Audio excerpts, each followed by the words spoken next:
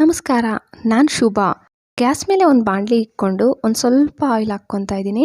Oil ಸ್ವಲ್ಪ ಬಿಸಿ ಆಗಿದ ತಕ್ಷಣ ಸ್ಪೈಸಸ್ಸು, ಚಕ್ಕೆ, ಲವಂಗ, ಜೀರಿಗೆ, ಮೆಣಸು, ಮರಾಠಿ ಮಗ್ಗು, ಒಂದು ಏಲಕ್ಕಿ, ಪಲಾವ್ ಎಲೆ ಎಲ್ಲ ಹಾಕ್ಕೊಂಡಿದ್ದೀನಿ. ಮತ್ತು ಈರುಳ್ಳಿ ಮೀಡಿಯಮ್ ಸೈಜ್ ಅಂದರೆ ಒಂದು ಸ್ವಲ್ಪ ಚಿಕ್ಕದು ಒಂದು 2 ಹಾಕ್ಕೊಂಡಿದ್ದೀನಿ. ನೀವು ಸ್ವಲ್ಪ ದೊಡ್ಡದಾಗಿದೆ ಅಂದರೆ ಒಂದು ಈರುಳ್ಳಿ ಹಾಕ್ಕೊಳ್ಳಿ. ಸ್ವಲ್ಪ ಹೊತ್ತು ಈರುಳ್ಳಿ ಹುರ್ಕೊಂಡಿದ್ದಾದಮೇಲೆ ಟೊಮೊಟೊನೂ ಸಣ್ಣಗೆ ಕಟ್ ಮಾಡಿ ಹಾಕ್ಕೊಂಡಿದ್ದೆ. ಸ್ವಲ್ಪ ಹೊತ್ತು ಬಿಟ್ಬಿಡಿ, ಒಂದು 2 ನಿಮಿಷ ಬಿಟ್ಬಿಡಿ. 2 ನಿಮಿಷ ಅದು ಬಿಸಿ ಆಗೋ ಅಷ್ಟೊತ್ತಿಗೆ ನೋಡಿ, ಹಸಿಮೆಣ್ಸಿನ್ಕಾಯಿ 1-2, ಬೆಳ್ಳುಳ್ಳಿ, ಸ್ವಲ್ಪ ಶುಂಠಿ, ಕೊತ್ತಂಬರಿ ಮತ್ತು ಹಸಿ ಕೊಬ್ಬರಿ ತಗೊಂಡಿದ್ದೀನಿ. ಇಲ್ಲ ನಮ್ಮ ಮನೇಲಿ ಹಸಿ ಕೊಬ್ಬರಿ ಇಲ್ಲ ಅಂದರೆ ಒಣಕೊಬ್ಬರಿ ಹಾಕ್ಕೋಬೋದು. ಒಣಕೊಬ್ಬರಿ ಹಾಕ್ಕೊಂಡ್ರೂ ಟೇಸ್ಟ್ ತುಂಬಾ ಚೆನ್ನಾಗಿರುತ್ತೆ. ನನಗೆ ಒಣಕೊಬ್ಬರಿ ಇರಲಿಲ್ಲ.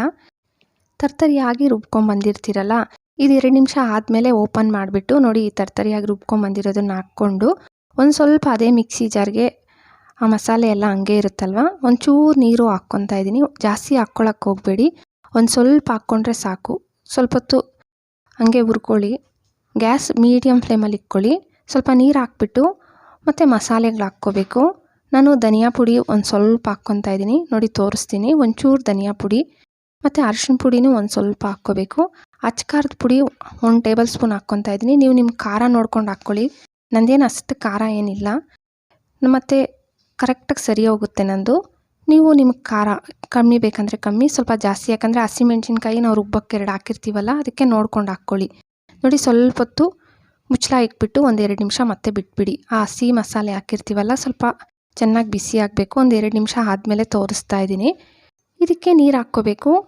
ನಾನೊಂದು ಸ್ವಲ್ಪ ನೀರು ಹಾಕ್ಕೊತಾ ಇದ್ದೀನಿ. ನೀವು ನೋಡಿಕೊಂಡು ನಿಮ್ಗೆ ಎಷ್ಟು ಬೇಕೋ ನೋಡಿಕೊಂಡು ನೀರು ಹಾಕ್ಕೊಬಿಡಿ.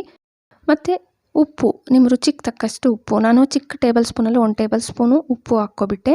ಮತ್ತು ಹೋಲ್ಸೋದು ಈ ಥರ ಪ್ಲೇಟ್ ಅಂತೂ ಸಾಮಾನ್ಯವಾಗಿ ನಮ್ಮ ಮನೆಗಳಲ್ಲಿ ಇದ್ದೇ ಇರುತ್ತೆ. ಇದನ್ನ ಅದ್ರ ಮೇಲೆ ನೀಟಾಗಿ ಈ ಥರ ಇಟ್ಬಿಡಿ. ಮತ್ತು ಚಿಕ್ಕ ಕಪ್ಸ್ ಇರುತ್ತಲ್ಲ, ಒಂದು 4 ಕಪ್ಸ್ ತಗೊಂಡಿದ್ದೀನಿ. ಇದಕ್ಕೆ ಒಂದು ಸ್ವಲ್ಪ ಆಯಿಲು ಅಪ್ಲೈ ಮಾಡ್ಕೊಬಿಡಿ. ಮತ್ತು ಮೊಟ್ಟೆ ಒಂದು 4 ಮೊಟ್ಟೆ ತಗೊಂಡಿದ್ದೀನಿ. ನೀವು ಇನ್ನೂ ಬೇಕಾದರೆ ಜಾಸ್ತಿನೂ ತಗೋಬೋದು. ನನಗೆ 4 ಸಾಕಾಗಿತ್ತು. ನೋಡಿ, ಮೊಟ್ಟೆ ಈ ಥರ 4 ಒಡೆದ್ಬಿಟ್ಟು ನೀವು ಹೋಲ್ಸಿದ ಬಟ್ಲು ಫಸ್ಟೇ ಇಟ್ಟಿರ್ತೀರಲ್ಲ, ಅದ್ರ ಮೇಲೆ ಇಟ್ಬಿಡಿ. ನಂದು 3 ಹಿಡಿಯುತ್ತಷ್ಟೇ, ನಾನು 3 ಇಡ್ತಾ ಇದ್ದೀನಿ.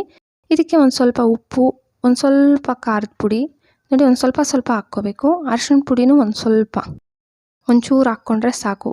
ಮತ್ತು ಇದ್ರ ಮೇಲೆ ಪ್ಲೇಟ್ ಇಟ್ಬಿಟ್ಟು ಒಂದು 5 ನಿಮಿಷ ಬಿಟ್ಬಿಡಿ. ಗ್ಯಾಸ್ ಮೀಡಿಯಮ್ ಫ್ಲೇಮಲ್ಲಿ ಇಟ್ಬಿಟ್ಟು 5 ನಿಮಿಷ ಆದಮೇಲೆ ಮತ್ತೆ ನಾನು ತೋರಿಸ್ತಾ ಇದ್ದೀನಿ. ನೋಡಿ, ನಿಮಗೆ ಡೌಟ್ ಇದ್ದರೆ ಬಿಸಿ ಆಗಿದೆಯೋ ಇಲ್ಲೋ ಅಂತ ಈ ಥರ ಪೋರ್ಕಲ್ಲಿ ಹಿಂಗೆ ನೋಡಿ ಮೆತ್ಕೊತಾ ಇಲ್ಲ. ಇವಾಗ ಪರ್ಫೆಕ್ಟಾಗಿ ಆಗಿದೆ.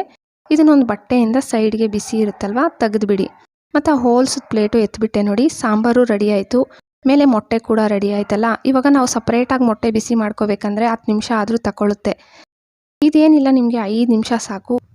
ಕಪ್ಸ್ ಏನು ತಣ್ಣಗಾಗಬೇಕಂತೇನಿಲ್ಲ. ಬಿಸಿ ಇರೋವಾಗಲೇ ಸ್ಪೂನಲ್ಲಿ ಸೈಡಲ್ಲಿ ಹಿಂಗೆ ಅಂದ್ಬಿಟ್ಟಿದ್ದೀರ ಅಂದರೆ ನೀಟಾಗಿ ಬಂದುಬಿಡ್ತಾ ಇದೆ. ನೋಡ್ತಾ ಇದ್ದೀರಲ್ಲ, ಸಾಫ್ಟಾಗಿ ತುಂಬ ಚೆನ್ನಾಗಿ ಬಿಸಿಯಾಗಿದೆ.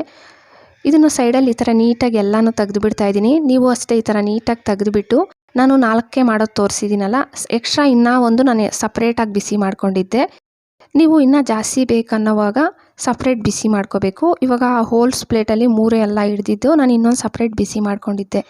ಇವಾಗ ಗ್ರೇವಿನೂ ಅಷ್ಟೇ ಗ್ಯಾಸ್ ಫ್ಲೇಮ್ ಆಫ್ ಮಾಡಿಬಿಟ್ಟಿದ್ದೀನಿ. ಬಿಸಿನೇ ಇರುತ್ತಲ್ಲ, ಅದರೊಳಗಡೆ ಇದನ್ನು ಹಾಕ್ಬಿಟ್ಟು ಮುಚ್ಚಿಬಿಡಿ. ಒಂದು 2 ನಿಮಿಷ ಮುಚ್ಚಿಬಿಟ್ಟು ಮತ್ತೆ ಸರ್ವ್ ಮಾಡಿ. ತುಂಬ ಚೆನ್ನಾಗಿರುತ್ತೆ. ನಾನು ಚಪಾತಿಗೆ ಮಾಡಿದ್ದೀನಿ. ನೀವು ಇನ್ನೂ ರೈಸಿಗೆ ಮಾಡ್ಕೊತೀವಿ ಅನ್ನೋರು ಇನ್ನು ಸ್ವಲ್ಪ ನೀರು ಹಾಕ್ಕೊಳ್ಳಿ.